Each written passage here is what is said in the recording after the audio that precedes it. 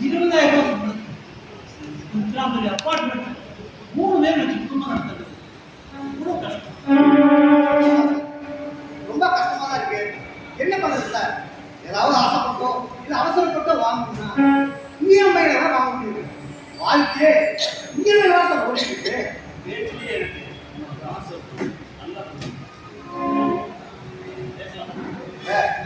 இல்ல சார், நம்ம ஒரே அப்பார்ட்மெண்ட்ல குடியிருக்கோம். அது எப்படி நம்ம ஒத்து போகும்? அவங்க வந்து பெரிய ஜாதி, நாங்க காசப்பட்ட ஜாதி. அது எப்படி தம்பி ஒத்து போகும்? நான் வேற அவங்க கிட்ட வட்டிக்கு காசு வாங்கியிருக்கேன். அது எப்படி தம்பி ஒத்து போகும்? ஐயா, அதுக்கெல்லாம் நீங்க கவலைப்படாதீங்க. அதுக்கு தான் நான் இருக்கேன்ல.